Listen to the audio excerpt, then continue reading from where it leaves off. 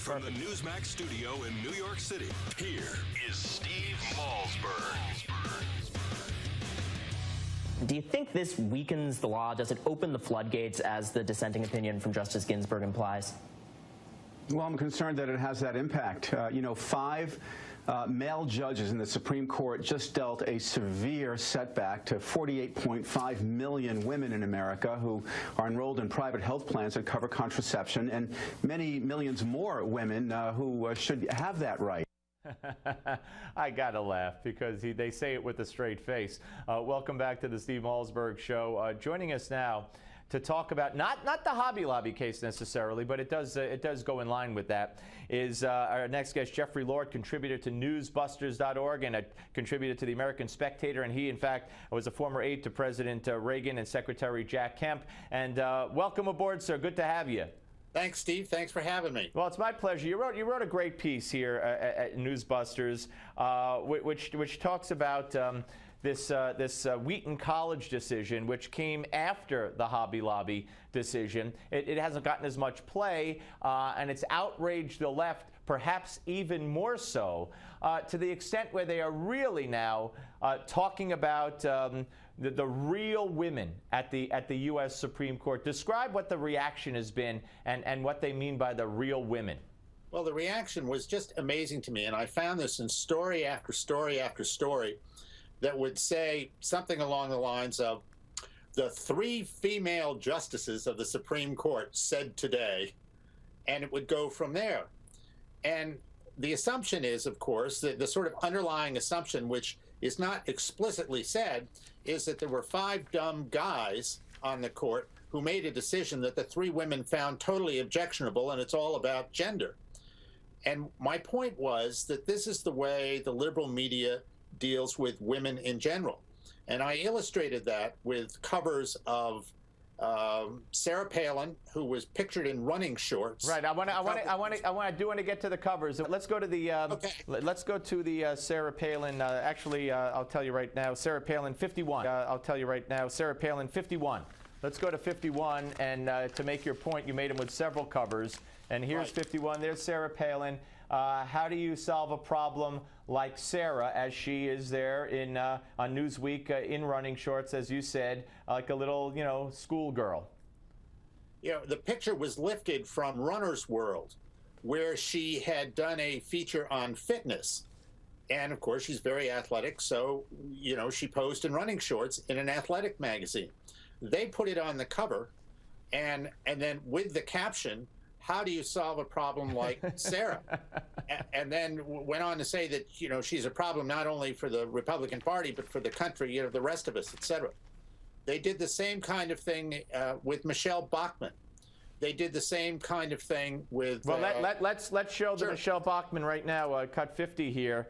Also Newsweek, the Queen of Rage. And take a good look at Michelle. I've met Michelle Bachmann. I know Michelle Bachmann.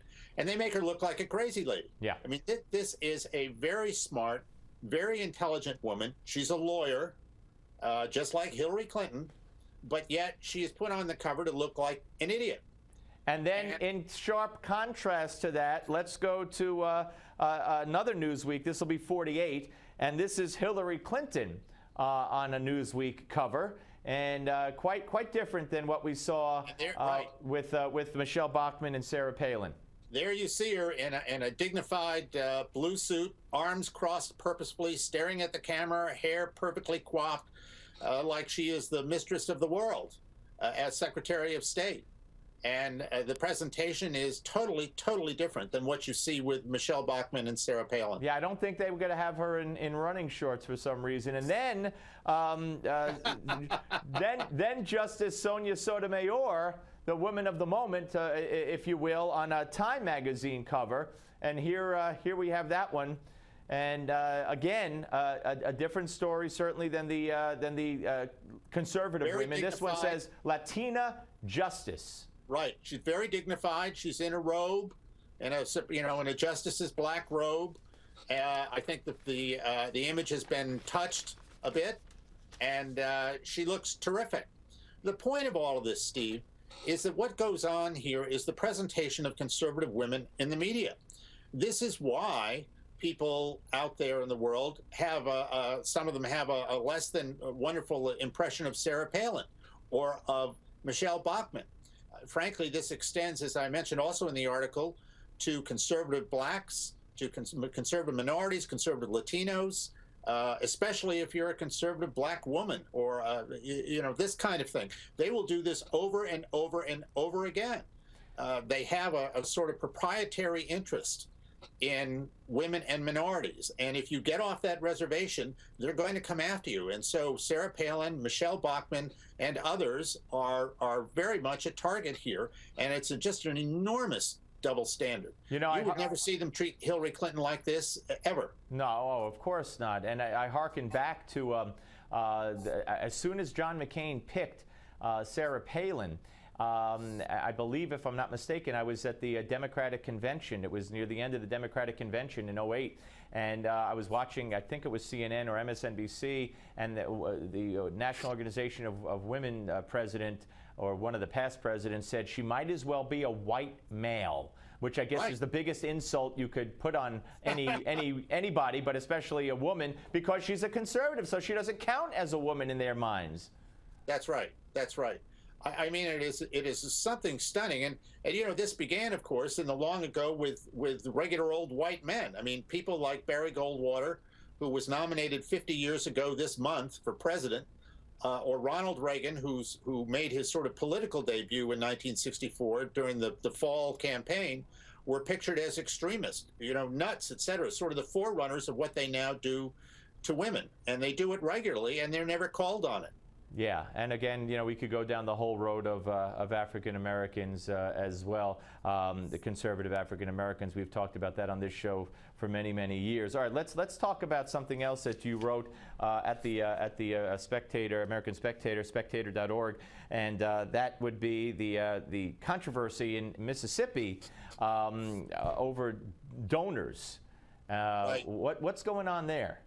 I took a look at the donors to this group called Mississippi Conservatives that has quote-unquote conservatives, yeah. Quote-unquote conservatives that has aroused all this controversy, giving all this money to elect Thad Cochran over the Tea Party's Chris McDaniel. And it turns out that 55% of the donors have given to Democrats. And when I say Democrats, I mean serious Democrats like Barack Obama, Hillary Clinton, on through a roster of a good bit of the sitting United States senators who are Democrats today, and this is the problem here. They're not really they're not in this for principle. What they're in this for is access to power. So they will give to the NRSC, the National Republican Senatorial Committee. Then they'll turn around and give to the Democrats, same corresponding committee. And they do this with volumes of money. The interesting two contributions were two contributions for $250,000 each, one from former Mayor Michael Bloomberg of New York and the other from Sean Parker, an executive with Facebook. Both of these guys are very, very seriously pro-gun control. Thad Cochran has an A+ rating from the NRA.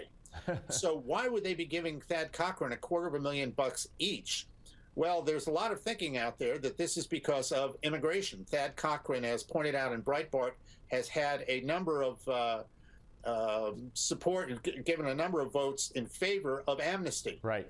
And Michael Bloomberg and Sean Parker are both very big in the amnesty movement. So, you have to wonder what's going on with these folks. But a lot of these people are no more conservative than, the bookcase over here. I mean, they will do what they have to do to have access to people. And that's what this is all about. This isn't about principle. I mean, in fact, they don't really care who wins Senate race A or B as long as they've got the access. And that, of course, makes a big difference. And this goes right to the Tea Party's point that Republicans and the elite and the establishment have sort of sold out here to the Democratic Party. Well, we're going to see what happens with the accusation that many of the Thad Cochran voters in the runoff previously voted in the Democratic primary. Right. And if that's the case, then those votes can't count. So this is going to get very interesting. It may not be over. And then, of course, there was that leaflet that John Fund posted at National Review the day after the runoff that read at the top, the Tea Party won't let or doesn't want blacks to vote on Tuesday. And many feel that was used as a motivational tool to get blacks to vote for Thad Cochran. The implications of this, Steve, I think go far beyond Mississippi, because this goes to the larger dynamic, the larger issue between the Tea Party and the Republican establishment all over the country. And two of the people involved with Mississippi conservatives, one was the chairman, who is a member of the Republican National Committee, Henry Barber, and Sally Bradshaw, who gave $1,000 to it. She's very close to Jeb Bush. These two folks were the co-authors of the so-called GOP autopsy report about why the Republican Party didn't win in 2012, that was put together for Chairman Reince Priebus of the of the Republican National Committee. The RNC. Well, Jeffrey, it's going to be very interesting as this unfolds on all these fronts. And thank you very much for joining us. Great to talk to you. Anytime, Steve. Thanks. Thank you. All right, folks. Very interesting. And we're coming back with more interesting. It's called Gimme 5. Don't.